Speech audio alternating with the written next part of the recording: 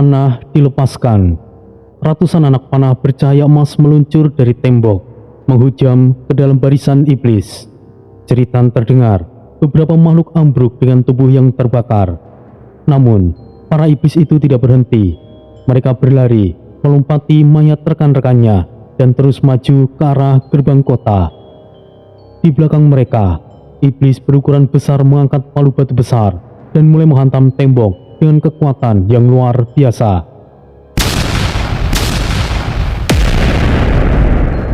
Retakan muncul di beberapa bagian dinding. Pasukan Zaan bertahan dengan gigih.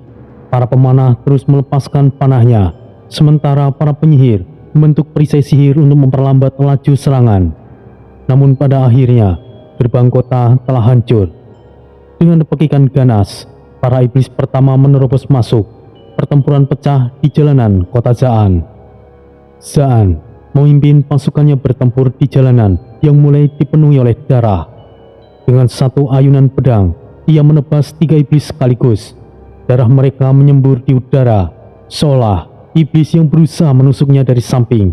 Tapi dengan cepat, Zaan berbalik dan menusukkan pedangnya ke arah dada makhluk tersebut.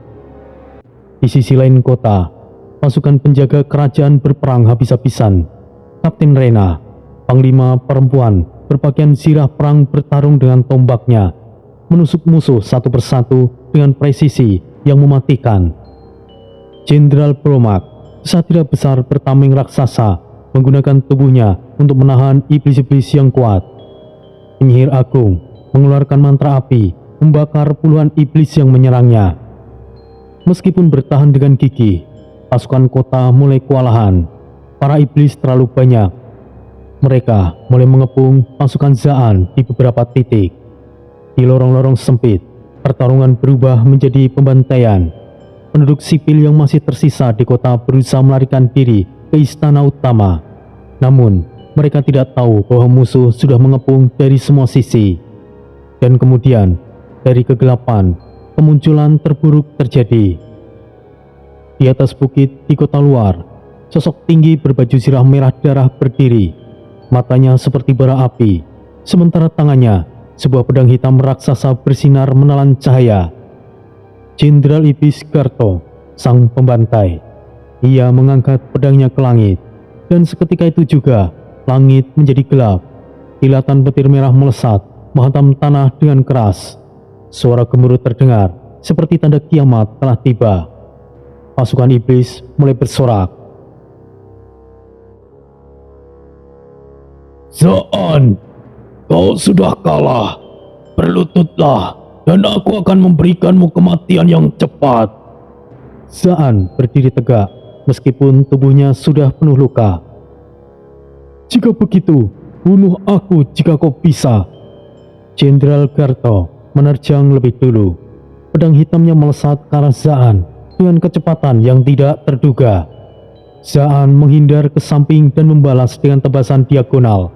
Tapi zirah merah Garton terlalu kuat. Serangan itu hanya meninggalkan goresan kecil. Benturan pedang mereka menciptakan gelombang kejut yang mengguncang tanah. Garton memiliki kekuatan yang luar biasa. Ia adalah salah satu jenderal terpilih dari Rahsel. Setiap tebasannya membuat tanah di sekitarnya retak. Zaan menggunakan kecepatan dan keahlian untuk menghindar dan membalas dengan serangan balik. Pertempuran berlangsung imbang, namun pada akhirnya Zaan mulai kelelahan.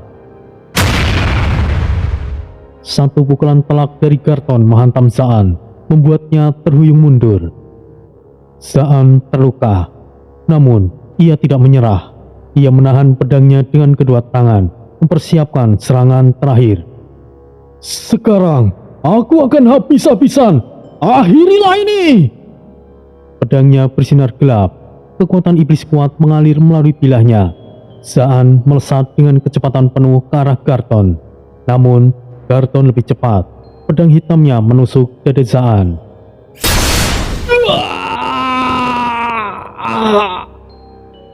Zaan terhuyung. Darah mengalir dari lukanya. Namun, bahkan saat tubuhnya melemah, ia masih tersenyum. Kau pikir membunuhku akan mengubah takdir. Ayah, aku akan menyusulmu. Garton tidak menjawab. Ia mengangkat pedangnya sekali lagi, lalu menebas leher Zaan. Kepala Zaan menggelinding, dan tubuhnya ambruk perlahan dan mengurai. Zaan telah gugur.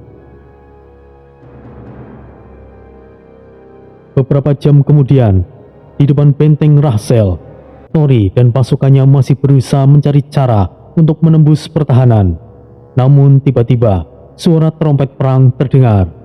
Dan ketika mereka menoleh ke gerbang benteng, mereka melihat kepala Zaan digantung tinggi-tinggi sebagai peringatan. Pasukan Tori terdiam. Mata Tori membelalak. Seluruh tubuhnya bergetar. Kemarahannya meluap-luap. Namun, sebelum ia sempat bergerak, Zara melangkah maju. Ia menatap kepala ayahnya yang tergantung di gerbang dengan ekspresi yang kosong. Ia tidak menangis, tidak menjerit, tidak menunjukkan rasa sakit, hanya diam. Tori menatap Zara dengan ngeri. Zara, jangan biarkan kemarahan mengaburkan pikiranmu, suamiku. Ayahku punya pilihannya sendiri. Kita masih harus menang. Tori mengepalkan tinjunya. Ia mengambil nafas dalam-dalam, lalu berbalik menghadap para panglimanya. Kita tidak bisa menembus benteng ini dengan serangan biasa. Kita butuh strategi. Benar, tuanku. Kita harus mencari titik lemahnya. Atau mungkin kita bisa menyusup ke dalam dan menghancurkannya dari dalam, Tori. Baiklah, kita akan berdiskusi dengan menyusun rencana. Jangan bertindak gegabah. Ia menatap benteng Rahsel yang menjulang tinggi di hadapannya. Rahsel, kau akan membayar semua ini dengan darah. Udara malam terasa dingin di perkemahan pasukan Tori. Nyala api unggun berkedap-kedip, memantulkan cahaya di wajah-wajah yang lelah dan penuh kecemasan. Tori berdiri di tengah, dikelilingi oleh para panglima dan petinggi pasukannya. Peta besar terbentang di atas meja kayu kasar. Gambar benteng Rahsel tergores dengan tinta merah, menunjukkan jalur serangan yang telah mereka coba sebelumnya. 3 lapisan tembok. Lapisan pertama dari batu iblis diperkuat dengan sihir pertahanan. Lapisan kedua adalah lorong jebakan penuh dengan perangkap sihir. Dan lapisan terakhir itu yang paling sulit karena pasukan elit Rahsel menunggu di sana. Aku sudah mencoba segalanya, tapi tidak ada yang berhasil. Pertahanan mereka terlalu kuat. Agaknya, Monaye sedikit frustasi. Drakulong mengepalkan tinjunya. Kita tidak bisa berlama-lama di sini, tuanku. Semakin lama kita menunggu, semakin banyak pasukan kita yang akan mati sia-sia. Kalau begitu, kita coba lagi saja. Kita harus menemukan celahnya. Red Baron yang sedang mengasah kampaknya mendongak. Tori menghela nafas panjang. Ia melirik Zara yang duduk diam di sampingnya. Wajah wanita itu tetap tenang, tetap ia tahu bahwa di dalamnya Zara menahan kesedihan yang mendalam atas kematian ayahnya. Kita akan menyerang sekali lagi, tapi kali ini kita tidak hanya mengandalkan kekuatan mentah. Kita butuh strategi yang lebih cerdas. Baiklah, aku akan menyusun skema baru yang mulia. Fajar merekah di langit kelam gurun iblis. Pasukan Tori berdiri berbaris di hadapan benteng Rahsel. Benteng raksasa yang menjulang tinggi dengan dinding hitam berkilauan seperti obsidian. Aura gelap menyelimuti tempat itu, seakan-akan menentang siapapun yang berani mendekat. Drakulong berdiri di garis depan. Tubuhnya kekar seperti raksasa. Kulitnya yang keras seperti baja berkilat saat matahari menyentuhnya. Di sampingnya, Red Baron menggenggam kampaknya dengan erat. Mata iblis bersirah merah itu menyala dengan keganasan yang sama seperti api neraka. Kita harus merobohkan gerbang sebelum mereka sempat bersiap lebih jauh. Baiklah, aku akan meretakkan temboknya dan kau yang akan menyelesaikannya. Hancurkan gerbangnya! Dengan raungan menggelegar, Drakulong melesat ke depan. Tanah di bawahnya retak karena hentakan kakinya. Ia melompat tinggi, tinjunya yang sebesar perisai perang menyala merah sebelum ia menghantam dinding benteng dengan kekuatan penuh. Benturan itu mengguncang seluruh benteng. Batu-batu iblis dari dinding benteng bergemuruh. Beberapa retak akibat hantaman brutal itu. Dari atas tembok, pasukan Rahsel mulai panik. Mereka punya kekuatan sebesar ini. Jangan biarkan mereka mendekat lebih jauh. Tembak! Dari atas tembok, ratusan pemanah iblis melepaskan hujan panah iblis berwarna merah darah.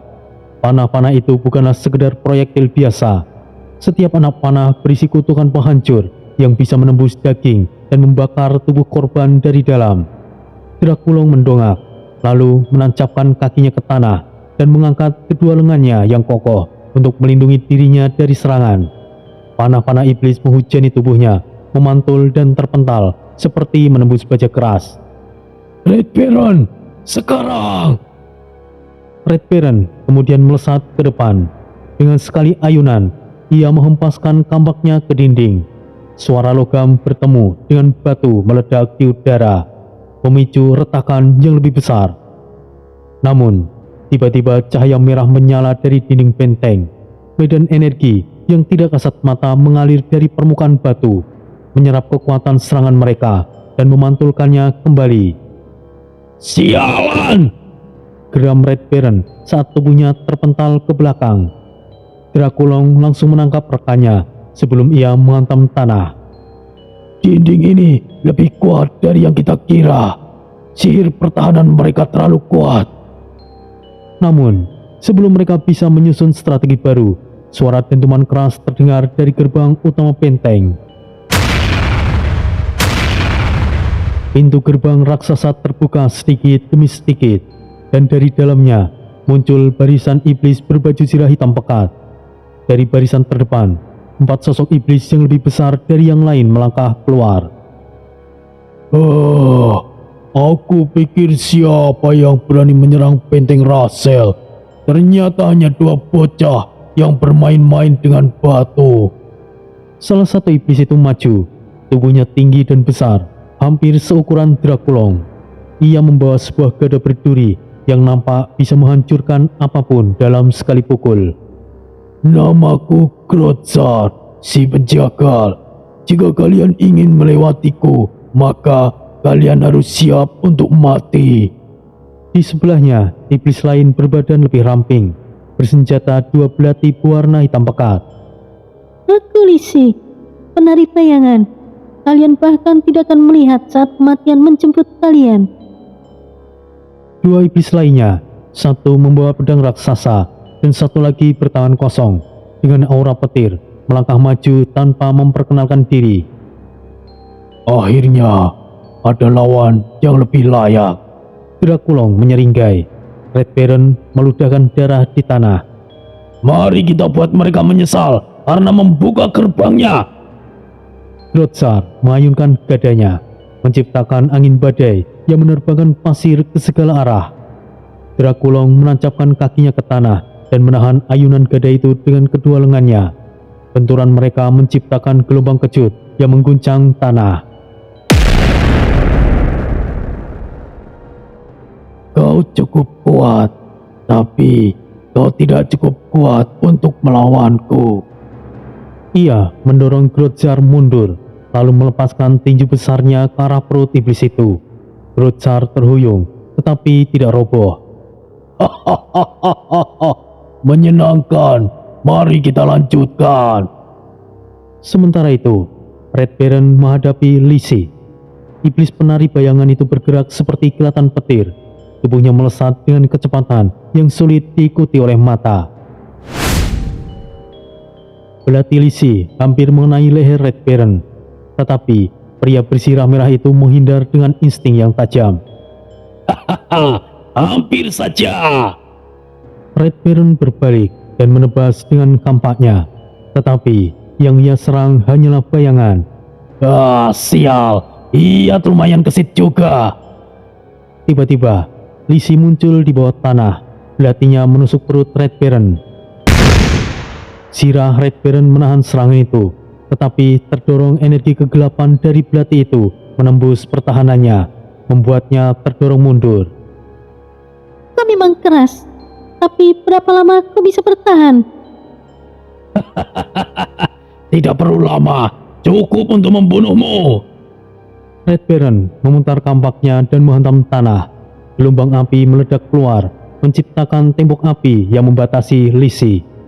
Sekarang kau tidak akan bisa kabur. Kita lihat siapa yang akan bertahan lebih lama. Drakulong dan Grotsar bertukar pukulan brutal. Setiap tinju Drakulong menghantam tubuh Grotsar, terdengar suara tulang yang retak. Tetapi iblis itu terus bangkit, menyerang balik dengan gada besarnya. Hingga akhirnya, Drakulong mengubah strateginya. Alih-alih menyerang kepala ataupun tubuh Grotsar, ia menendang lutut iblis itu dengan kekuatan penuh. Lutut Grotsar langsung patah. Ia menggeram kesakitan. Tubuhnya roboh dengan satu lutut. Drakulong tidak membuang waktu. Ia melompat dan menyiapkan tinju pamungkasnya. Inilah akhirnya, mampus kau. Tinju itu menghantam kepala Grotsar, menguburnya ke dalam pasir. Iblis itu tidak bergerak lagi. Di sisi lain, Red Baron mengayunkan kampaknya dengan kecepatan tinggi. Akhirnya berhasil menebas Lisit. Tubuh iblis itu terbelah menjadi dua sebelum terbakar habis oleh api neraka dari kampaknya. Namun, kemenangan kecil mereka tidaklah cukup.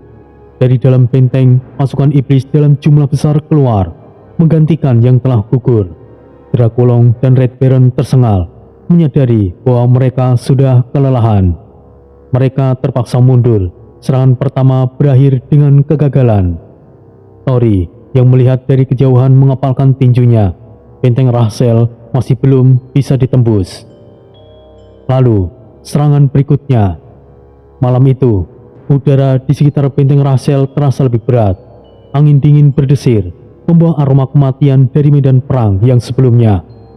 Di kejauhan, cahaya obor pasukan Tori berkedap-kedip, menunggu hasil serangan yang akan dipimpin oleh dua ahli sihir mereka, Monaye dan Aoji. Monaye berdiri dengan kitab iblis di tangannya, jubah hitamnya berkibar diterpa angin malam. Aoji di sampingnya menggenggam erat tongkat iblis yang memancarkan aura pekat. Serangan brutal tidak berhasil. Kali ini kita akan memanfaatkan kelemahan mereka dengan sihir yang murni. Jika begitu, aku akan membuka jalan dengan pusaran bayangan. Kau masuk dengan sihir penghancurmu. Mereka berdua berpencar ke dua sisi, saling menatap sekilas sebelum mulai melantunkan mantra mereka. Monaye membuka kitab iblis.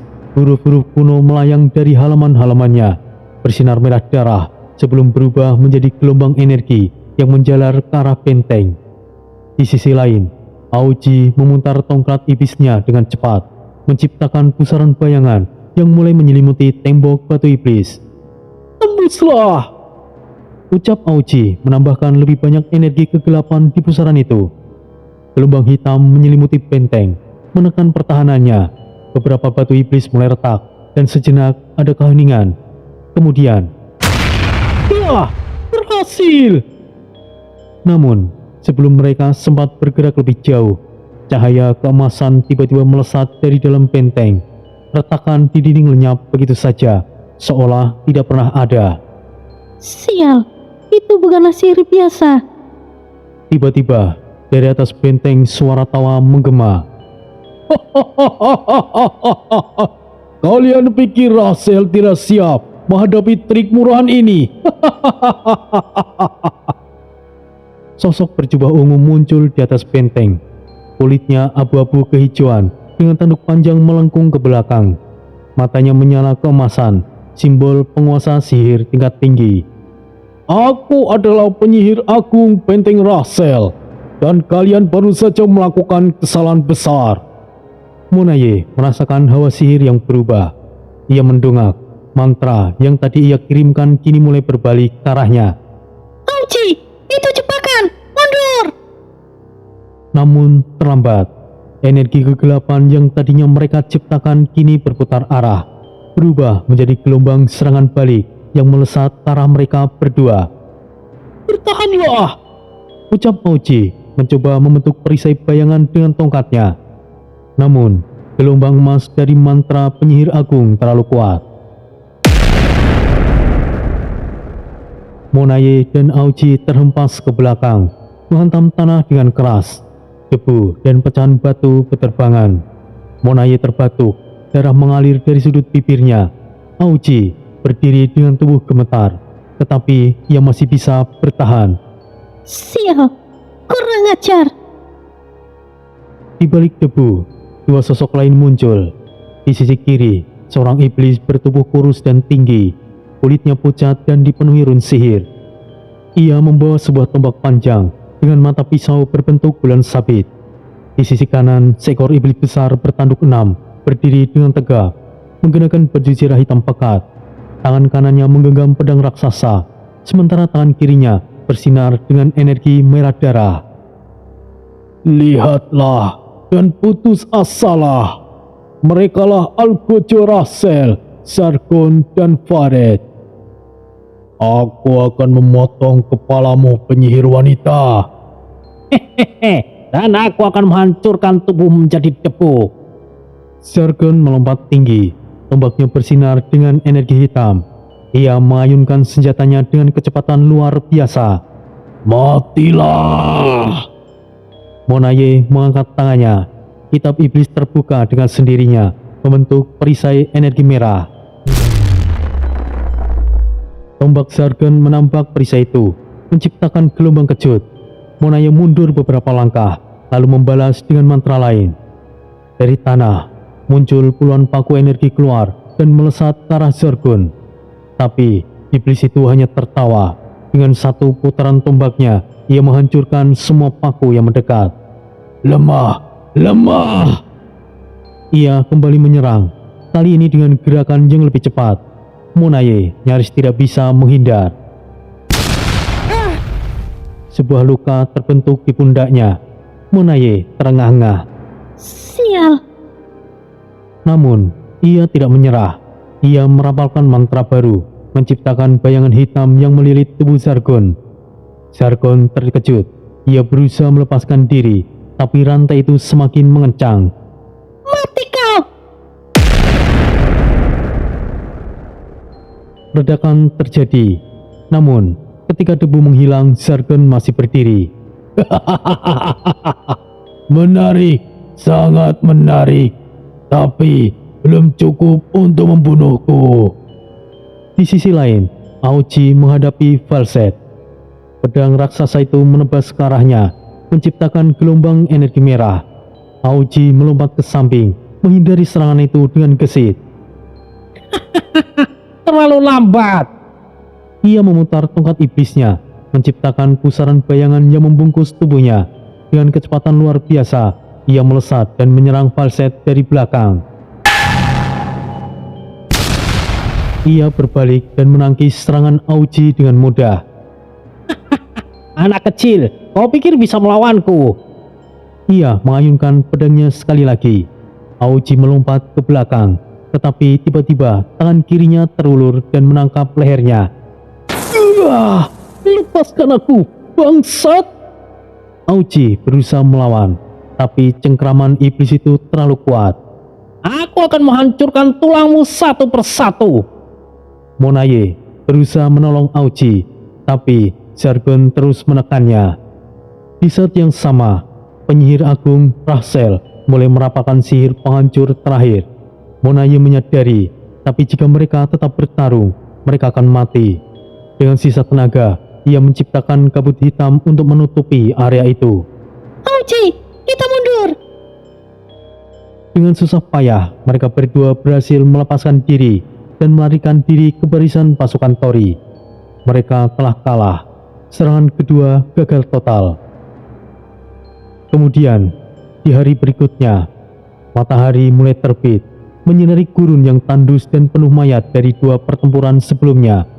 Pasukan Tori, meskipun telah mengalami kekalahan berulang, masih berdiri di medan perang. Namun, mata mereka tidak lagi menyala dengan semangat seperti sebelumnya. Mereka kelelahan, terluka, dan kehilangan banyak rekan. Di hadapan mereka, benteng Rahsel masih berdiri dengan tegak. Dindingnya yang berlapis sihir iblis terlihat sedikit retak akibat serangan sebelumnya, namun tetap kokoh.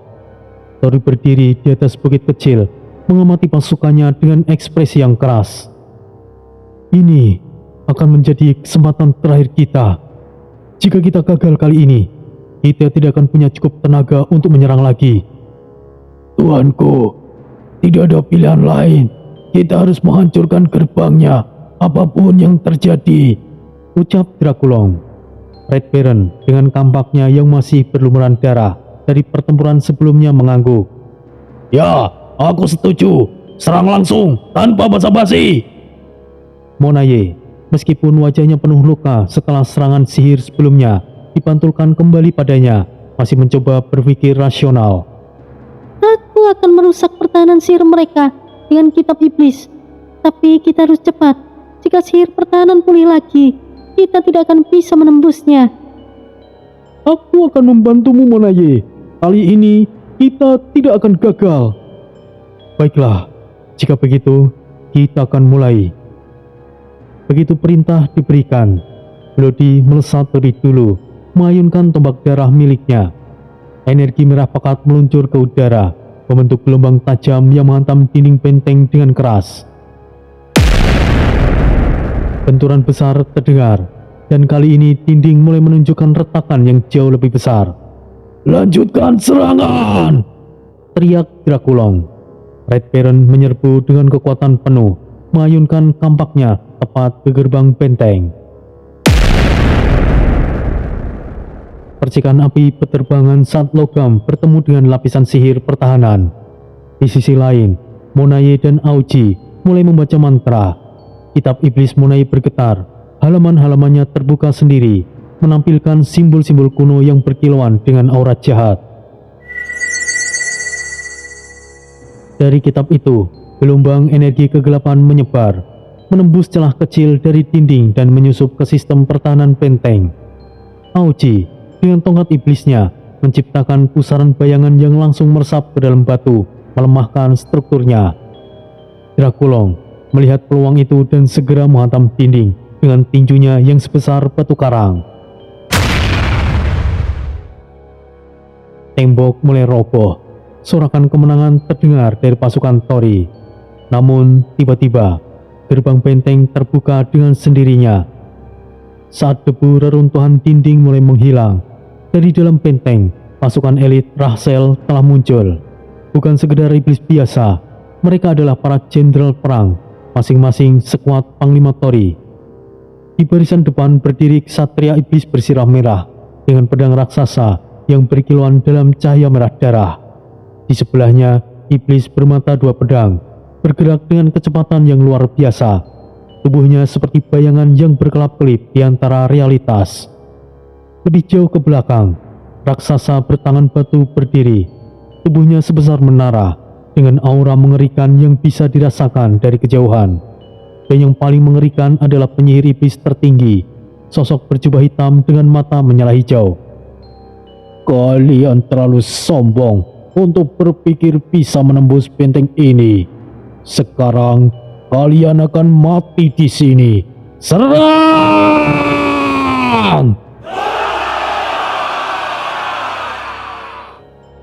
Duel sengit seketika pecah. Red Baron berhadapan langsung dengan kesatria bersirah merah. Kampak dan pedang mereka beradu dengan kekuatan yang menghancurkan. Serangan kesatria iblis itu lebih cepat dan berat, namun Red Baron tidak kalah. Dengan setiap tebasan kampaknya, ia membalas dengan serangan yang cukup kuat untuk menghancurkan batu. Namun, satria iblis itu memiliki lapisan sihir yang menyerap sebagian besar serangan Red Baron, membuat pertarungan semakin sulit. Aku harus mencari celah. Bloody bergerak cepat, menangkis serangan dari iblis bermata dua pedang, yang menyerangnya dari berbagai sudut dengan kecepatan yang mustahil dilihat mata. Sial, dia terlalu cepat. Bloody mencoba memanfaatkan darah yang mengalir dari tombaknya, melepaskan gelombang energi ke segala arah. Namun, iblis itu menghilang dan muncul kembali di belakangnya. Bloody terkena tebasan di bahunya. Pertempuran dua raksasa terjadi di tengah medan perang. Draculong meninju lawannya dengan kekuatan penuh, tetapi tubuh raksasa iblis itu terlalu keras, seperti batu karang yang tidak tergoyahkan. Dasar keras kepala, rasakan ini.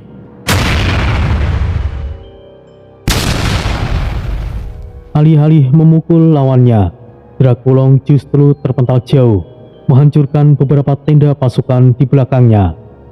Di sisi lain medan perang, Monaye dan Aoji bertarung mati-matian melawan penyihir iblis tertinggi.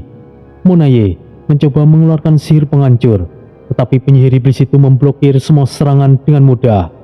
Aoji menyerang dengan bayangan mautnya, namun tiba-tiba sihir mereka dipantulkan kembali, menghantam tubuh mereka sendiri. Keduanya terkapar, darah mengalir dari beberapa sudut tubuh mereka. Pasukan Tori mulai kehilangan harapan. Iblis-iblis pemberontak mulai tumbang satu persatu. Kita tidak akan menang, Ucap salah seorang prajurit yang melihat temannya telah mati. Tori yang menyaksikan semuanya itu dari kejauhan mengepalkan tinjunya. Ia tidak ingin mengambil keputusan itu, tetapi jika mereka tetap bertarung, tidak akan ada yang tersisa. Akhirnya, dengan berat hati, Tori berteriak, mundur, semuanya, mundur. Pasukan Tori segera berlari menjauh, meninggalkan mayat rekan-rekan mereka di medan perang. Tori berdiri di atas bukit, nafasnya berat. Ia menatap benteng Rachel yang masih berdiri kokoh. 3 kali mereka mencoba, 3 kali mereka gagal, dan di sampingnya Zara berdiri diam. Apa yang akan kau lakukan sekarang, suamiku?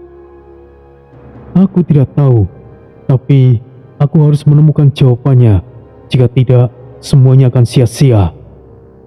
Pasukan Tori yang tersisa tiba di Bukit Vardum dalam keadaan babak belur. Mereka telah kehilangan banyak rekan dan moral mereka berada di titik terendah.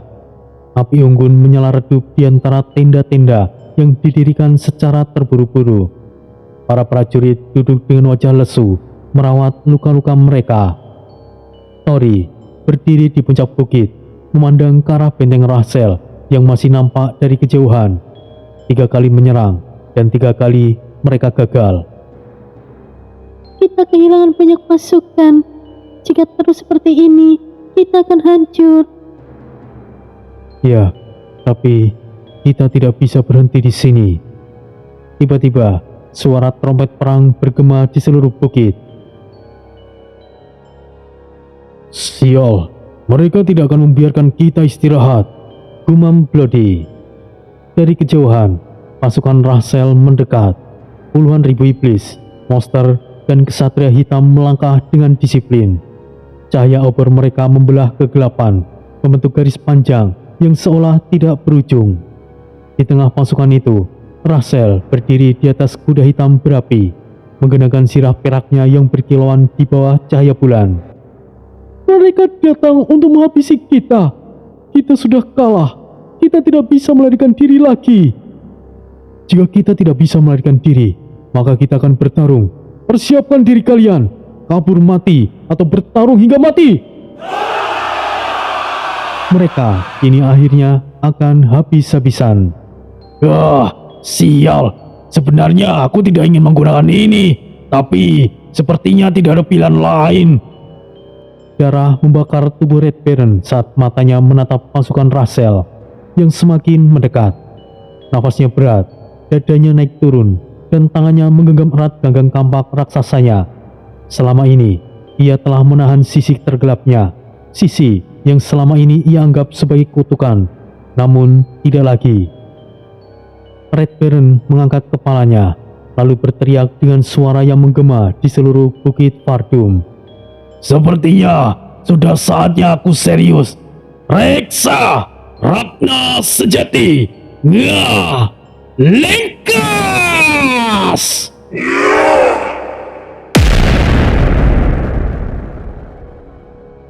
Raungan itu mengguncang udara, menciptakan gelombang kejut yang membuat tanah di sekitarnya bergetar.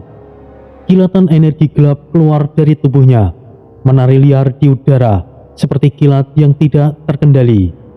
Tubuh Red Baron mulai berubah. Kulitnya yang semula merah gelap kini menghitam seperti terbakar api neraka. Urat-urat merah bersinar menyala, berdenyut di sepanjang tubuhnya seperti mahmah hidup. Rambutnya yang semula pendek mulai memanjang liar, berubah menjadi helaian hitam kusut yang menjuntai hingga punggungnya. Matanya yang tadinya hanya bercahaya merah, kini berubah menjadi bara api, menyala terang dalam gelapnya malam. Taring-taring tajam keluar dari rahangnya, semakin panjang dan berkilat seperti pisau. Kuku-kukunya panjang menjadi cakar melengkung yang tajam, meneteskan cairan hitam pekat yang berasap saat jatuh ke tanah. Dari punggungnya, dua tulang belikatnya seakan patah dan bergeser, menciptakan suara retakan yang mengerikan sebelum akhirnya sepasang sayap yang gelap bertabur api keluar dari tubuhnya. Sayap itu bukanlah sayap kelelawar biasa. Sayap itu seperti terbuat dari bayangan yang hidup, bergerak seperti kabut kelam yang berdenyut seiring detak jantung Red Baron. Udara di sekitar Red Baron menjadi berat, menekan siapapun yang berada di dekatnya.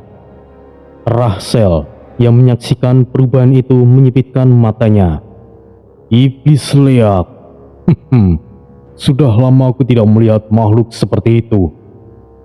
Pasukan Rahsel yang semula bergerak maju kini mulai melambat.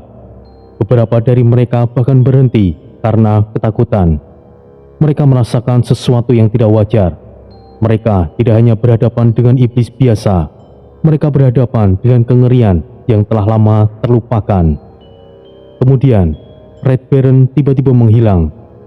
Ia bergerak begitu cepat hingga meninggalkan bayangan hitam. Dalam sekejap, ia sudah berada di tengah-tengah pasukan Rahsel.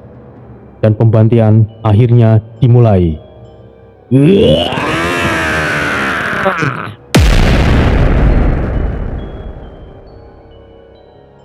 Salah satu iblis Rahsel bahkan tidak sempat bereaksi ketika kampak raksasa Red Baron membelah tubuhnya menjadi dua dari kepala hingga pangkal paha. Darah muncrat liar ke udara, sementara Red Baron hanya tertawa kecil sebelum mengayunkan kampaknya ke arah lainnya. Kalian semuanya akan mati. Kampaknya berputar seperti badai. Setiap tebasannya menciptakan angin tajam yang mampu merobek puluhan tubuh iblis sekaligus. Seorang prajurit Rahsel mencoba menyerang dari belakang, namun sebelum pedangnya menyentuh tubuh Red Baron, tangan iblis leak sudah menembus dada prajurit tersebut, mencabut jantungnya dengan kasar.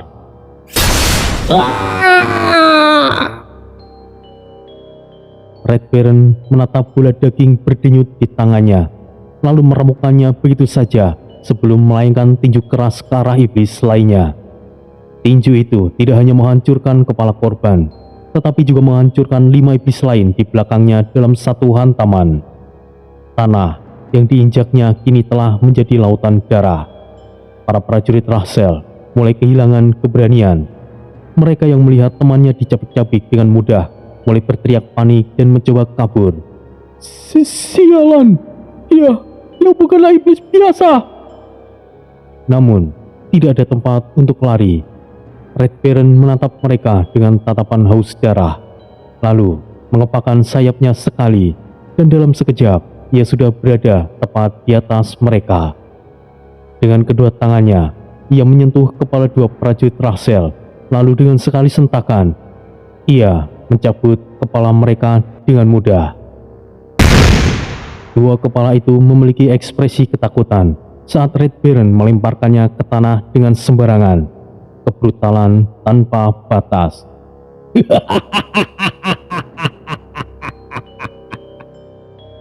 Red Baron tertawa liar. Kegilaannya semakin menjadi-jadi. Ia melompat ke tengah kelompok besar pasukan Rahsel, lalu menghentakkan kakinya ke tanah. Tanah terbelah dalam radius besar, menciptakan ledakan yang menelan puluhan prajurit. Mereka menjerit ketakutan saat tubuh mereka jatuh ke dalam jurang hitam yang tiba-tiba muncul. Seseorang kesatria Rahsel yang lebih kuat, berpakaian zirah hitam berlapis, maju dengan pedang raksasa di tangannya. Aku akan membunuhmu, monster. Ia melompat dan menebas dengan kekuatan penuh. Namun, Red Baron hanya berdiri diam. Hohoho, menarik, kemarilah. Tebasan itu mengenai tubuh Red Baron secara langsung. Pedang kesatria itu menembus perutnya, atau setidaknya itulah yang terlihat. Namun, wajah kesatria itu berubah pucat ketika ia menyadari sesuatu. Pedangnya tidak melukai Red Baron sama sekali. Justru, tangan Red Baron bergerak cepat, mencengkeram wajah kesatria itu dengan kasar. Kau terlalu lambat. Oh. Red Baron menghantamkan kepala ksatria itu ke tanah dengan begitu keras, hingga tanah di bawahnya pecah, menciptakan kawah yang besar. Tubuh ksatria itu hancur menjadi serpihan darah dan daging. Kini, pasukan Rahsel benar-benar ketakutan. Para prajurit yang masih tersisa mulai berlari ke segala arah, mencoba melarikan diri. Namun, Red Baron tidak membiarkan mereka pergi. Ia mengangkat tangannya tinggi-tinggi, dan dari ujung jarinya, asap hitam pekat keluar, menari-nari seperti tentakel hidup. Asap itu bergerak dengan cepat, melesat ke arah pasukan yang kabur. Dan dalam hitungan detik, tentakel asap itu menembus tubuh mereka, menghisap darah dan jiwa mereka hingga tubuh mereka mengering menjadi mayat keabu-abuan. Salah satu prajurit yang tersisa hanya bisa berlutut dan berusaha pasrah. Tubuhnya gemetar ketakutan. Red Baron berjalan mendekatinya, menatapnya dengan kepala miring. Menyerah sudah terlambat. Apapun yang kalian lakukan, itu tidak akan menyelamatkan kalian. Dengan satu gerakan, cakar Red Baron menembus dadanya, mencabut jantungnya dan menghancurkan begitu saja. Darah mengucur deras, dan para prajurit itu jatuh ke tanah tanpa nyawa. Kini, Bukit Vardum telah berubah menjadi lautan mayat dan darah. Red Baron berdiri di tengahnya. Nafasnya berat, tubuhnya berlumuran darah. Ia mengangkat kepalanya ke langit dan mengeluarkan raungan kemenangan yang mengguncang seluruh medan perang.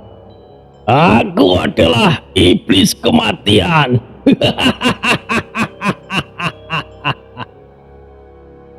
Sementara itu di kejauhan, Rahsel yang masih berada di atas kudanya hanya bisa menyipitkan mata. Makhluk macam apa dia? Darah masih berceceran di medan perang.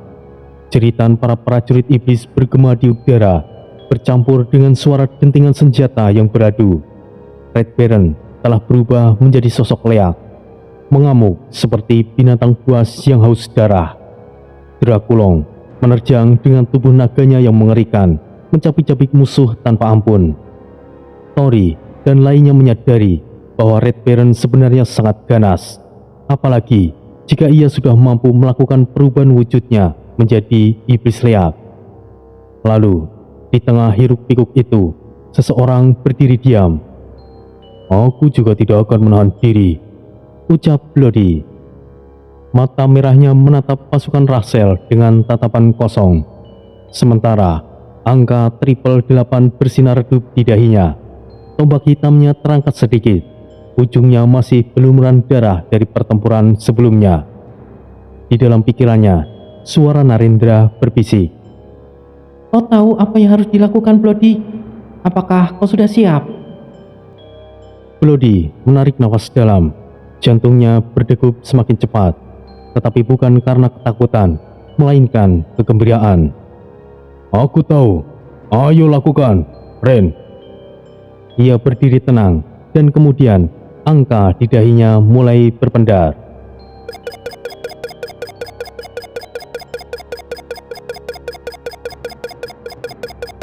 Udara di sekelilingnya berubah. Pasir di tanah mulai bergetar, dan para iblis di sekitarnya merasakan hawa yang menyesakkan. Narendra, masih terlalu lambat. Lakukan dengan cepat. Kau masih belum siap untuk itu, Bloody. Bersabarlah, dan segera akan dimulai. Baiklah, aku sudah siap.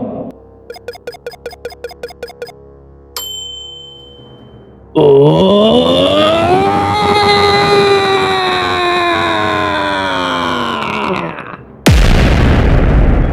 Angka di dahi Bloody menunjukkan 017.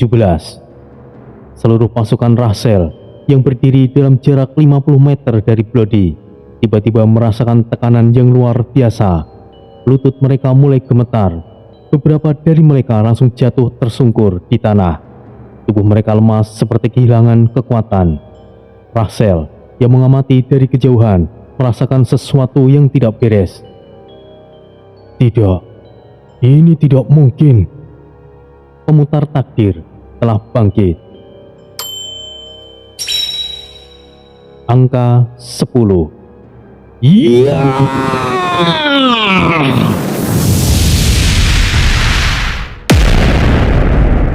Saat angka itu muncul di dahinya, ledakan energi gelap muncul dari tubuh Bloody. Garis-garis merah pekat menyelimuti tubuhnya, seperti retakan yang bercahaya di permukaan iblisnya. Matanya bersinar merah menyala, tombaknya kini bergetar oleh kekuatan yang terlalu besar untuk dikendalikan. Lalu, dalam sekejap, Bloody menghilang. Dalam sekejap mata, ia sudah berada di tengah-tengah pasukan Rahzel. Dalam satu tebasan, dan 200 iblis terpotong menjadi serpihan kecil. Tidak ada jeritan, tidak ada kesempatan untuk bereaksi, hanya kematian yang instan. Pasukan Rahzel yang lain mencoba menyerang, tetapi sebelum mereka bisa bergerak, Bloody sudah berada di belakang mereka. Ia menusukkan tombaknya ke tanah, dan dari sana puluhan paku hitam mencuat, menembus tubuh musuhnya dari bawah. Darah membanjiri pasir. Di kejauhan, seorang kapten iblis dari pasukan Rahzel berteriak, Jangan biarkan dia bergerak sendirian. Kepung dia! Ratusan pasukan mulai mengepung Bloody, membentuk formasi bertahan. Bloody hanya menghela nafas. Dasar bodoh. Dalam sekejap, ia menghilang sekali lagi. Kemudian, sebuah ledakan terjadi di tengah formasi iblis Rahzel. Daging dan tulang berterbangan di udara. Dari dalam asap ledakan, Bloody muncul. Tombaknya kini bersinar dengan energi yang semakin gelap. Salah satu iblis mencoba menyerang dari belakang, namun gagal. Sebelum pedangnya bisa menyentuh Bloody, tangannya sudah menghilang dan ia menatap lengannya yang putus dengan ngeri. Sebelum Bloody menembus dadanya dengan tombaknya, ia menarik tombaknya dengan cepat, membuat darah menyembur kemana-mana. Di dalam pikirannya, Bloody bisa mendengar suara Narendra sekali lagi. Sudah cukup, Bloody. Kau sudah membantai ratusan. Kita tidak bisa kehilangan kendali lebih jauh. Tidak, Ren. Ini masih belum cukup. Kau tidak punya banyak waktu, Bloody. Paling lama 30 menit. Jangan terlalu jauh, Bloody. Aku tahu, Ren. Tapi perlu kau ingatkan, moodku jadi semakin buruk saja. Jangan serakah. Kau tidak sendirian, Bloody. Bloody kemudian memejamkan mata sebentar. Dalam pikirannya, ia bisa melihat sosok Narendra, bayangan samar seorang manusia yang masih ada dalam dirinya. Hei, Ren. Semakin banyak aku membantai para iblis sialan itu, aku akan semakin kuat. Ini adalah kesempatan. Kau tidak perlu membantai semuanya, Bloody. Aku butuh lebih banyak kekuatan, Ren. Jangan bodoh. Jika aku menurunkan angka lebih jauh, tubuhmu bisa hancur. Perlahan saja, jangan serakah, Bloody. Bloody membuka matanya. Ia melihat sekelilingnya. Pasukan Rahzel masih banyak, namun sekarang mereka semuanya ketakutan. Tidak ada yang berani mendekatinya. Bahkan Rahzel sendiri terlihat mulai ragu. Bloody hanya tersenyum. Sial. Baiklah, Ren. Aku akan berhenti di sini. Angka di dahinya tetap berada di angka 10. Kekacauan tanpa henti.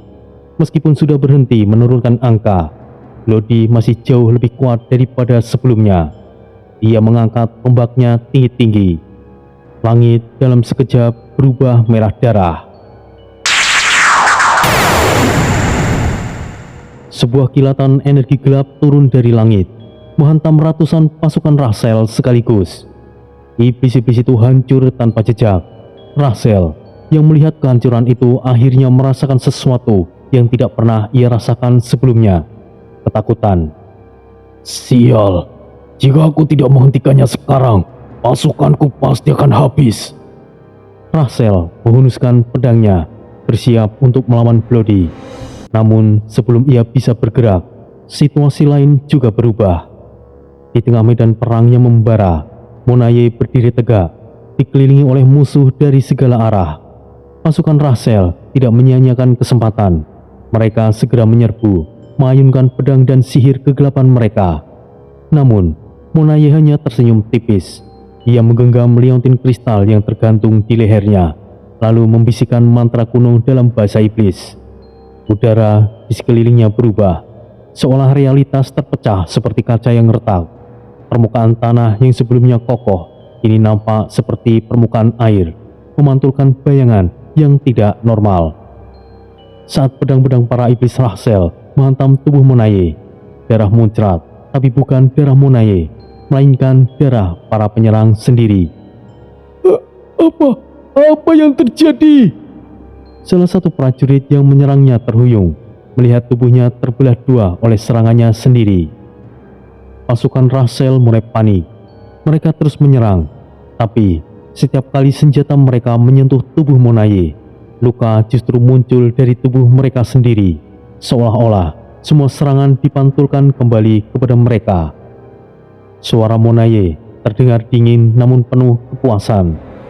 Setiap serangan yang kalian berikan padaku, akan aku kembalikan pada kalian dengan kekuatan yang sama. Kini, para pasukan Rachel mulai saling membantai tanpa menyadari apa yang mereka lakukan. Beberapa prajurit mencoba menyerang Monaye dengan sihir, tapi bahkan mantra dan kutukan mereka pun berbalik kepada mereka sendiri. Tubuh mereka terbakar oleh api yang mereka ciptakan sendiri, meledak oleh energi sihir yang mereka lepaskan sendiri. Di tengah kekacauan itu, Monaye tertawa pelan penuh keangkuhan. Tidak jauh dari sana, Aoji bergerak dengan gesit di antara hujan pedang dan sihir. Matanya yang biasanya hanya berwarna merah, kini menyala dengan 3 warna yang berbeda. Mata kanan hitam pekat, melihat kegelapan yang mampu menghindari serangan berbasis bayangan. Mata kiri biru tua, melihat arus energi, membaca pola serangan musuh. Mata ketiga di dahinya, merah terang, melihat masa depan beberapa detik ke depan. Dengan 3 mata kegelapan yang telah terbuka, Aoji menjadi tidak tersentuh. Setiap serangan yang datang ke arahnya selalu gagal. Salah satu prajurit mengayunkan pedangnya. Aoji sudah berpindah tempat sebelum pedang itu mengenai tubuhnya. Sihir hitam ditembakkan ke arahnya. Ia sudah melihatnya beberapa detik sebelumnya mantra itu dilontarkan, dan dengan mudahnya menghindarinya. 15 prajurit mengepungnya dari berbagai arah. Ia berputar, melompat, dan berlari di antara mereka dengan kecepatan yang mustahil diikuti mata biasa. Para prajurit mulai panik. Dia bergerak terlalu cepat. Aoji muncul di belakang salah satu prajurit dan menyentuh lehernya. Kalian terlalu lambat. Leher prajurit itu patah dalam sekali hentakan. Aoji terus bergerak, menghindari ratusan serangan dengan sempurna, seolah-olah ia menari di tengah hujan kematian, tanpa setetes pun darah yang menyentuh tubuhnya. Salah satu jenderal Rachel mencoba menyerangnya dengan teknik pedang pamungkas. Pedang raksasa itu berayun ke arah Aoji dengan kecepatan yang luar biasa. Namun, Aoji sudah berdiri di belakang jenderal tersebut. Sudah kubilang, kalian terlalu lambat. Dengan satu gerakan, kepala jenderal itu terlempar ke udara. Langit yang sebelumnya gelap kini berubah menjadi merah pekat. Suara ledakan menggelegar terdengar dari atas. Semua pasukan, baik pihak Troy maupun Rachel, menoleh ke langit dan melihatnya. Drakulong telah berubah. Tubuhnya kini jauh lebih besar, membentang puluhan meter, dengan sayap hitam yang membentang menutupi langit. Sisiknya yang tadinya merah gelap kini menjadi hitam legam, dengan garis-garis bercahaya merah menyala. Matanya bukan lagi mata iblis biasa, kini ia adalah naga dalam wujud iblis, atau mungkin iblis dalam wujud naga.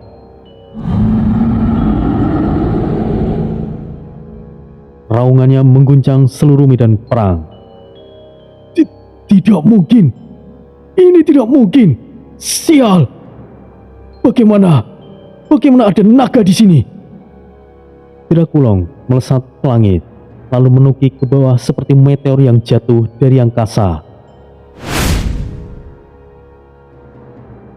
Dengan cakarnya, ia menebas ratusan pasukan dalam satu serangan. Terbakarlah. Ia membuka rahangnya, dan dari dalam tenggorokannya api hitam menyala-nyala menyembur ke arah musuh. Pasukan yang terkena api itu tidak hanya terbakar, mereka menghilang seolah tidak pernah ada. Rachel yang menyaksikan dari kejauhan mulai menggertakkan giginya. Ini mulai tidak terkendali. Saat semua kekuatan meledak di medan perang, Tori akhirnya bergerak. Mata ungunya bersinar terang. Aura hitam yang pekat mengelilingi tubuhnya, menciptakan pusaran energi yang membuat udara terasa berat. Bocah, aku ambil alih sebentar. Lakukan saja, Troy. Zara yang berdiri di belakangnya merasa jantungnya berdegup dengan kencang. Rachel sendiri merasakan tekanan yang luar biasa. Tidak, ini bukan hanya sekedar Tori. Tunggu dulu, Tori. Jangan-jangan dia. Tori membuka matanya, dan suara yang keluar dari mulutnya bukanlah suaranya sendiri. Aku adalah Troy. Bumi di bawah kaki Troy bergetar. Siluet raksasa muncul di belakangnya. Troy, sang dewa iblis. Dalam sekejap, ribuan pasukan Rachel yang tadinya berperang mati-matian berhenti sejenak. Tubuh mereka gemetar. Beberapa dari mereka berlutut tanpa mereka sadari. Rachel menggertakkan giginya. Troy, jadi kau. Rachel amarahnya memuncak, seakan menyimpan dendam lama yang kini ingin ia balas. Troy melangkah ke depan dan mengangkat tangannya. Kalian semuanya berlutut. Dan dalam hitungan detik, ribuan iblis pengikut Rachel berlutut tanpa sadar. Rachel semakin gelisah. Sial, ini buruk. Dia belum sepenuhnya bangkit, tapi dengan kekuatan ini sudah cukup untuk menghancurkan pasukanku. Apakah dari awal ia menjebakku? Rachel, ini adalah awal dari kehancuranmu. Troy akhirnya mengerahkan seluruh kemampuannya. Walaupun hanya 40% dari kekuatannya, hal itu cukup untuk mengintimidasi musuh-musuhnya. Kenapa Tori baru melakukannya sekarang? Ya, karena Tori memang sengaja memancing Rachel keluar dari bentengnya. Angin kegelapan bertiup kencang, membawa anyir darah yang bercampur dengan tanah dan debu. Jeritan makhluk-makhluk iblis menggema di medan perang yang kini telah berubah menjadi neraka. Mayat-mayat berserakan di mana-mana. Beberapa di antaranya masih menggeliat sekarat.